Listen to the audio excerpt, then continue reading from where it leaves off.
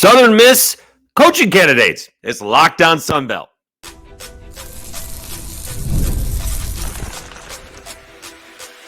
You are Locked On Sunbelt, your daily podcast on the Sunbelt Conference, part of the Locked On Podcast Network, your team every day.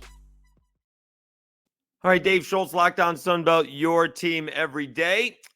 Today's episode is brought to you by FanDuel.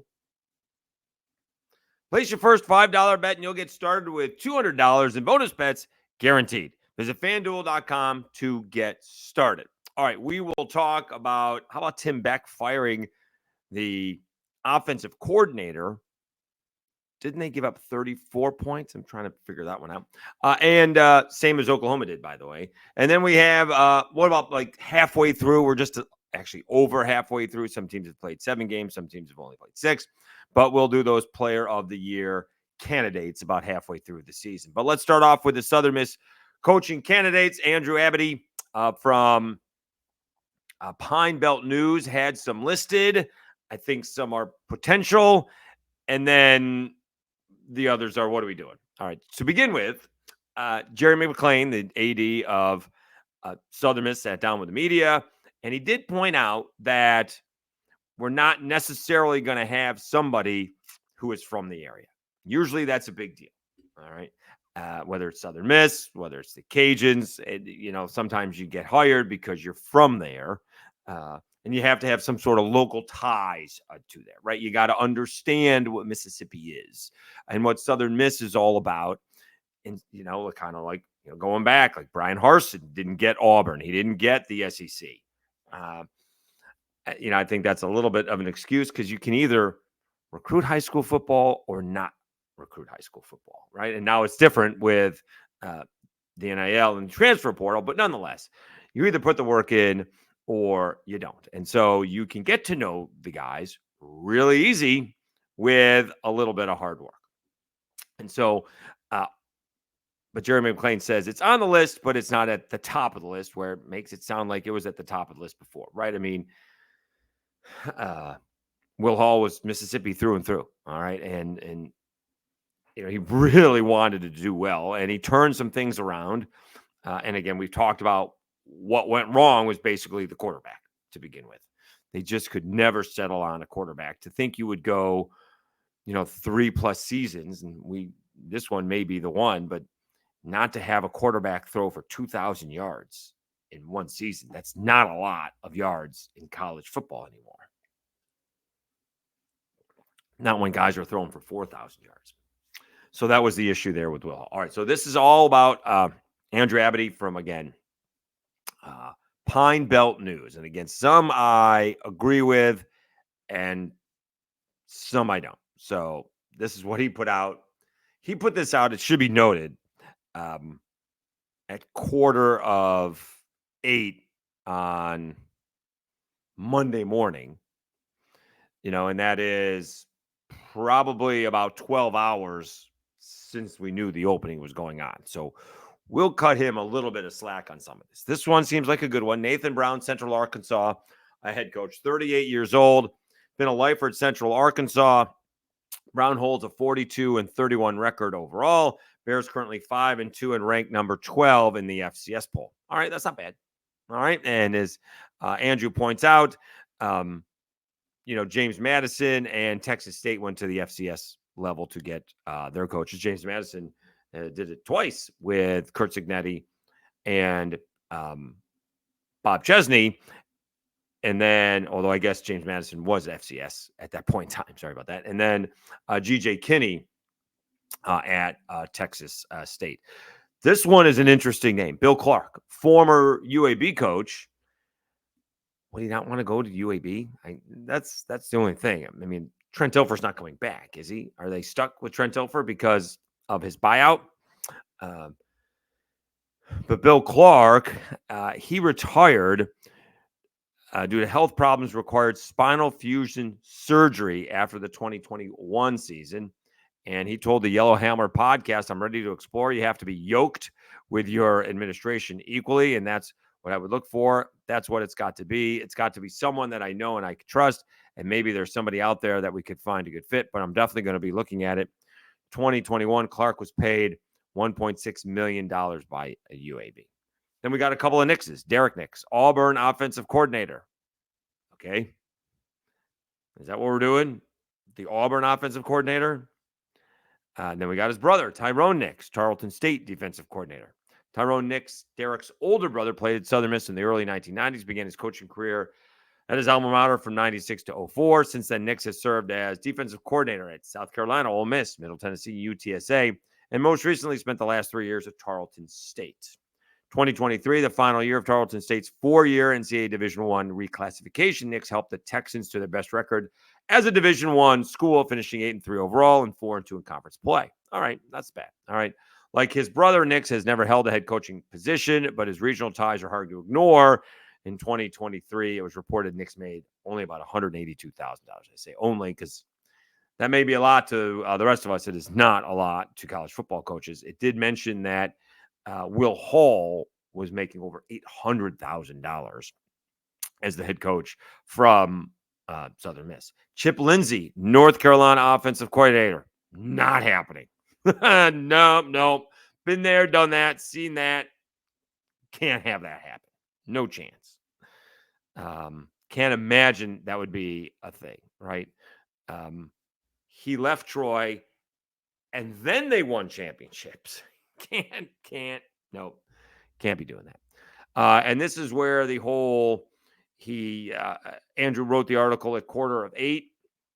Seth Latrell, former Oklahoma offensive coordinator. Well, now it says former North Texas head coach. Latrell isn't exactly a stranger to Southern Miss as he faced the Golden Eagles on opposing sidelines during his days in North Texas. In his 7-year tenure leading Mean Green, he posted a 44-44 overall record and led the program to 5 bowl game appearances. He was also 3-2 against Southern Miss in that span. Okay. As we know, Latrell got let go on Monday. Do we want somebody who was 44-44? I'm looking a little bit better. So I'm not sure that seems to be a possibility either. Let's see if he mentions anybody else. So that was his list. I will say somebody put out there, and I wish I could give this person credit. Patrick Surtain. All right. So that's like my generation, right? Like Patrick Surtain and Sam Madison playing cornerback for the Dolphins. Now, Patrick Surtain, and the reason I'm familiar with this, I mean, we're all following college, high school football recruiting, coached at American Heritage. That is just outside of Sunrise, Florida. And so you get off the highway, which is 595 in South Florida, and I'm heading to my aunt's, and American Heritage is on the corner. He went to the Dolphins for a little bit, and now I believe he is the cornerbacks coach for Florida State. So we'll see. That may be a pay cut if you go from the cornerbacks coach of Florida State to head coach of Southern Miss, but we'll see if he wants to do that. He certainly has great ties to recruiting. Not doing that well at Florida State, obviously, this year, but that may not be on him, obviously. So that's a potential choice if he wants to do that. Interesting that somebody like that would be, with that kind of background, having all kinds of, means, but he's been a long time coach and I guess working his way up. But he's a fantastic coach and he's just well known. All right. So Patrick Surtain, I think we had him in the Senior Bowl Hall of Fame, maybe something like that. Came on my radio show in Mobile, Alabama. And he was very good, as you had mentioned, while his kid was playing at LSU. And the reason I remember that, playing at Alabama, he was being heavily recruited by LSU and was supposed to go to LSU until he flipped. And I think he's been out a couple of games recently. It doesn't really matter, but he's been out with a concussion. Hopefully he's coming back soon because all of a sudden Denver's pretty good. Side note, sorry. So those are some candidates. Some I agree with. Derek Nix, really? His brother seems to be a little bit better shape. I'm not sure Seth Latrell is going to be the guy. I like the Bill Clark suggestion. That seems like a good idea if he is interested. And here's the other key. you got to move. You have time, but you got to move quickly. You got about a month's head start before everyone else outside of ECU, who fired Matt Houston a few hours before you fired Will Hall. So you got to have all your ducks in a row because this carousel coaching thing starts fast. You could go all, well, I guess you're not going to go all Clay Helton because Clay Helton got fired by USC. The only issue is, if you're going after somebody and Bill Clark is available, and maybe you do go all that. That was my point. You go all Clay Helton. He was fired. He was available.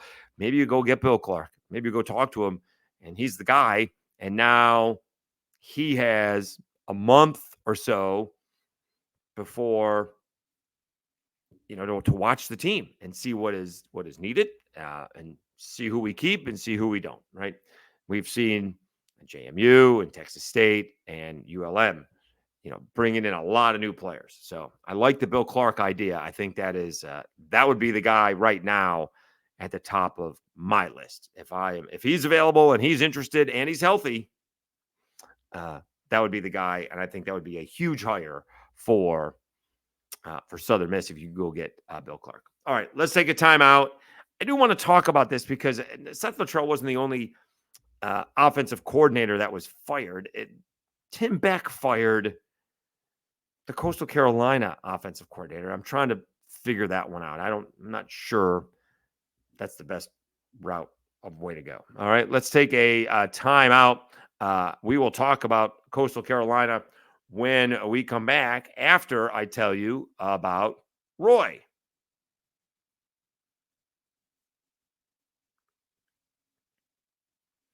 Hey, Sunbelt fans, it's time to recognize the Roy Player of the Week. So far this season, we've pulled over $20,000 to support players on Roy. Micro deposits lead to massive change. With the Roy app, you can direct your support to the athletes you love, ensuring that all funds go to the specific player you choose. Unlike collectives, you know exactly where your support is going, and you can even receive exclusive content like personal videos and updates after the season. The best part, it's risk-free. The athlete transfers or doesn't deliver the content, you get your money back. This week, I'm going to go with Ben Wooldridge of the Raging Cajuns. Could have been A.J. Turner of Marshall. He had 4 touchdowns. Wooldridge had 4 touchdowns himself. Marshall wins at home. Cajuns win on the road. That's basically the difference. He was 27 of 36, 373 yards, 3 touchdowns in the air. And he did run a QB sneak in for 1 on the ground. I just pitched in $100, and I'd love for you to join me. Even $10 makes a difference. Let's show Ben the love and keep him connected to the Cajuns. Remember, pay today, celebrate tomorrow. Your support sets your team up for success. Plus, don't miss out on Roy's exciting giveaway. Win 2 tickets to a game in November. Just download Roy, create an account, and enter referral code LOCKEDON, and you're entered.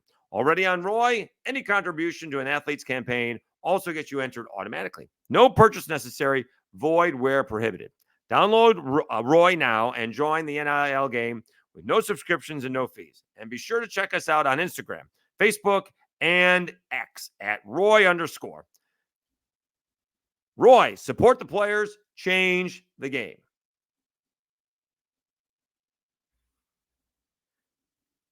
All right, Dave Schultz, Lockdown Sunbelt, your team every day. So we had the Will Hall firing from Southern Miss on Sunday. And then we saw Seth Latrell of Oklahoma get fired. I did think it was a little bit odd that Seth Latrell was doing in the postgame after South Carolina drubbed Oklahoma. I don't usually see the offensive coordinator come in. But now we have the Coastal Carolina coach, Tim Beck, firing offensive coordinator, Travis Trickett. All right. This was a press release. All right. We appreciate everything Travis and his family have done during their time here at Coastal and wish them nothing but the best.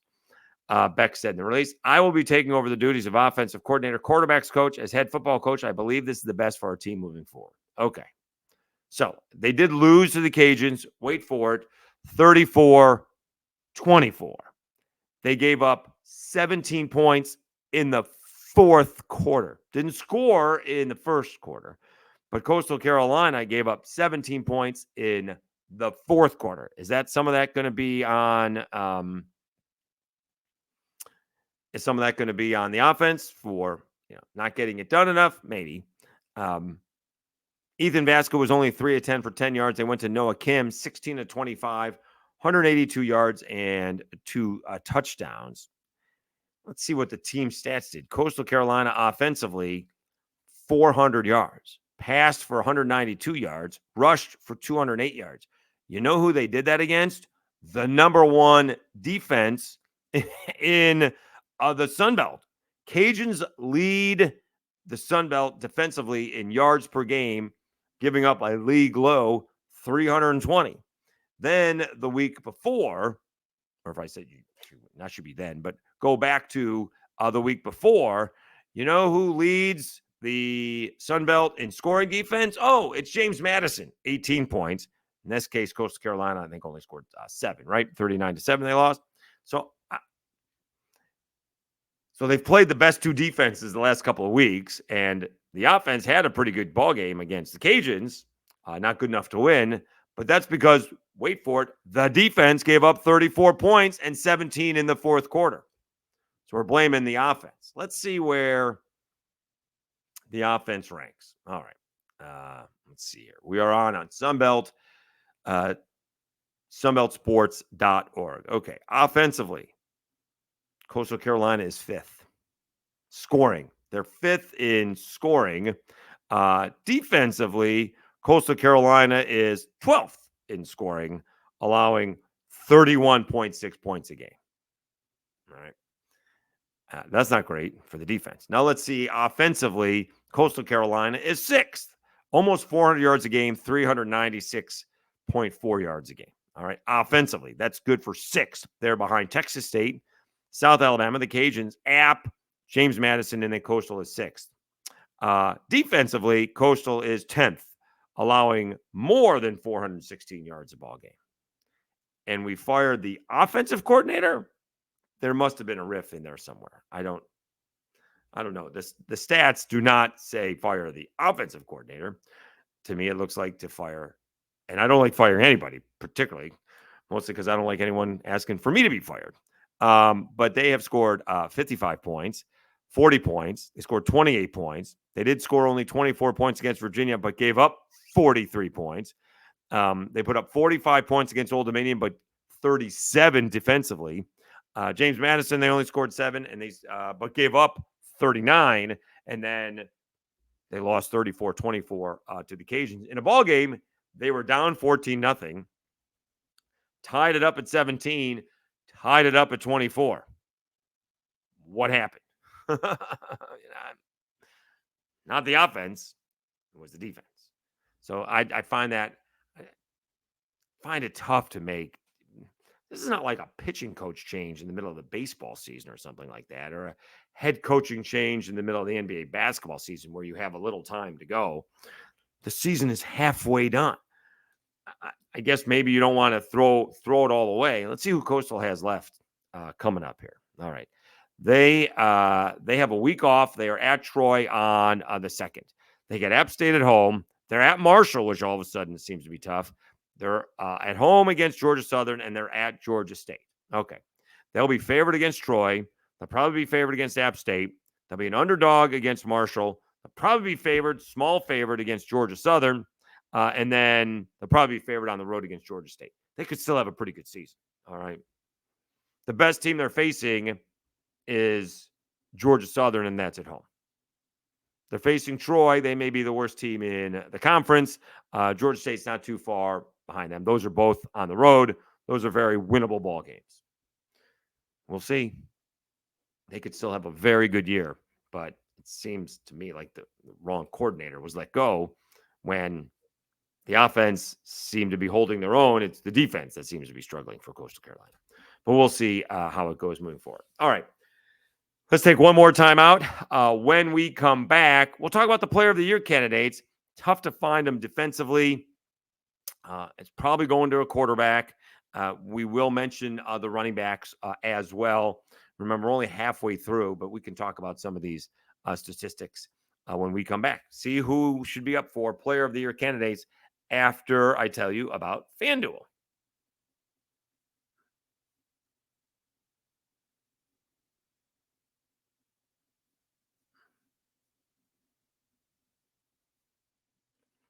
Hey, NFL fans, you can start the season with a big return on FanDuel, America's #1 sportsbook. So when you get a hunch in the middle of the game, you can check out the latest stats, view live play-by-play, and so much more on the same page where you place your bets. You'll get started with $200 in bonus bets guaranteed when you place your first $5 bet. That's FanDuel.com. 17-6-2 over the last 3 weekends. I need to stop. That does not include the parlays. I need to stop that. Sorry, FanDuel. I need to stop doing the parlays. I've won one. I've lost way too many. A little bit of a sucker bet. Been very good as of late. We'll see. Off the top, I like Arkansas State at home, favored by 7 against Troy. Really? And that South Alabama line against ULM, 8.5. It's down to 7.5. Take a flyer on a ULM victory. That wouldn't surprise me. We'll talk more about that later in the week. All right, Dave Schultz, Locked On Sunbelt, your team every day. Let's talk about Sunbelt Players of the Year candidates. And obviously, you have to start with the top teams. And I'm not sure if we have one on ULM. It's just such a winning formula. I'm not sure what we got here on defense. Let's see if we can do defense. That's what I really wanted to see. Casey Osai actually leads the conference in solo tackles. He's got 60 or 59 total tackles. Marcus Watson Trent from Georgia Southern, he actually has 69 tackles. I think he may lead the league. He's got a sack and a half. Watson Trent does lead the conference in tackles per game at just about 10, 9.9. Casey Osai is having a great year defensively as well. Let's see who's leading for sacks. So Mike Green from Marshall has a total of 8 sacks. Cam Whitfield has 5, but I think 4 were in one football game. That was against Wake. And or maybe it was against App State. And then it was Khalil Alexander for Texas State has 5 as well. Those are the sack leaders. It's going to be tough for a defensive guy to get it. That's, one of those is what it is deals, right? And so now let's go to the offense. And certainly A.J. Turner's got to be in the mix. He's the conference leading rusher, but having like the least amount of rushes. He's got 717 yards, averaging a first down per carry, 10 yards per carry. He's got 5 touchdowns on only 71 carries. And my player pick for the Player of the Year was Ishmael Mahdi for Texas State. He's second, but he's got more like 51 more carries, but yet he has about 65 or so less yards off the top of my head, maybe even 70 less yards than Turner. And he only has a couple of touchdowns, which is kind of disappointing, to be honest with you. Bill Davis right now leading that 3-headed monster for the Cajuns against Silent Perry. Got hurt against Coastal. We'll see if he comes back this week, or I guess he's got a couple extra days to come back against Texas State a week from today. Bill Davis, 509 yards, 80 attempts, 6.4 yards a carry with 3 touchdowns. Then you got Ahmad Hardy from ULM. He's probably their leading candidate for Player of the Year. True freshman, 6 touchdowns, 500 yards, averaging 5 yards a carry. And then you have the other 2 freshmen, Fluff Bothwell from South Alabama, bottled up a little bit this past week against Troy. Nonetheless, averaging almost 7 yards a carry and 6 touchdowns, 461 yards. Of course, though, it's the quarterbacks. It is one of those what it is deals. Jordan McCloud, statistically having a good year, although the 7 interceptions isn't looking good right now. 20 touchdowns and 7 interceptions. He ranks number 1 in yardage with almost 1,900. Ben Wooldridge is second in yardage with 1,785. He's got 15 touchdowns to 4 interceptions. And then some of these, like Alonzo Barnett III, 16 TDs, 1 interception. Thing is, he's lost a couple of times now with James Madison. You do also have Gio Lopez, who's lost a few times. One game he didn't play. Remember, didn't play against Ohio, but 13 touchdowns and 1 interception. It's just tough. Leading the conference, by the way, in efficiency is, what's it? Yards per game. Joey Aguilar actually leads the conference in yards per game. That could have to do with App State being behind for most of the year. Just over 293 yards a game. And again, Ben Wooldridge is having a fabulous season. Gio Lopez having a great season. JC French, an oddball game, right? 3 touchdowns, 3 interceptions, and huge upset win. And basically, those guys are it. If Ben Wooldridge goes into San Marcos and leads the Cajuns to victory over Texas State and Jordan McCloud, he's going to be the leading candidate for Sun Belt Player of the Year. We will see that on Tuesday, a week. I guess it's on ESPN2. So we will all be able to watch that and to see if he is worthy of that. We'll see that. Certainly have a lot of good candidates, quarterback-wise and running back-wise. I'd like to see a defender get in there, but that's usually not going to be the case. So we'll see if someone does. JC French step up a little bit more, right? JC French and Georgia Southern going to Old Dominion. By the way, that was a pick 'em. Old Dominion is now a 2-point favorite at home against Georgia Southern. Georgia Southern, 2 huge wins in a row, that miraculous comeback against Marshall, and then they upset, basically dominated JMU, up 21-0 at the half.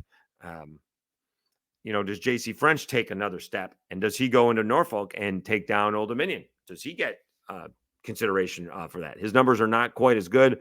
Before the ball game this past weekend, he was 7 touchdowns and only 2 interceptions. The 2 interceptions is impressive. The 7 is not, but he threw 3 and 3. So that doesn't help his cause all that much. The win over JMU certainly does. We'll see what happens moving forward. But I guess right now, Ahmad Hardy for ULM and Ben Wooldridge are the 2 top guys. Bryant Benson is your leading candidate for Coach of the Year as of right now. And we may have a heck of a showdown between ULM and UL, further down the season. Long way to go. ULM coming off that bye week, and they're at South Alabama. That's going to be a tough ball game for South Alabama. I'd be impressed if South Alabama does a number on ULM. All right. Texas so far has been the only team to do a number on ULM this year. All right. Let's, we are up almost to 1,570. Maybe sad to say a coaching search is going to pique the interest. It's just getting started. But boy, if they land on Bill Clark, it could get done quicker than you think if that's who they decide. If he wants them and, they want him, that could get done real quick. So we shall see with the Southern Miss coaching search again. Would almost at 1,570 subscribers. Still hoping for an outside shot of 2,000 by the end of the year, but it appears that it's about 100 a month. So we're going to fall a little bit short, but hopefully not. Maybe basketball picks it up, and we'll see what happens moving forward as we get towards bowl season. And then I don't even know, are we having a signing day? Did they just completely the signing day in December? Is that what they did? They stopped that already. We'll have to go back and look. All right. Again, thank you so much for watching and tuning in. Really appreciate it. Obviously, you can imagine great episode yesterday, and unfortunate news that Southern Miss lets Will Hall go. All right. So I appreciate everybody watching. Any comments and potential candidates you think would be interested in the Southern Miss coaching job? Anyone you think, not that I'm going to put it forward, but would mention, please put it in the comments. I'd love to hear from you. All right. Once again, thanks so much for watching Locked On Sun Belt, your team every day. I'm your host, Dave Schultz. Have a great Tuesday, everybody, and we'll talk to you again on Wednesday.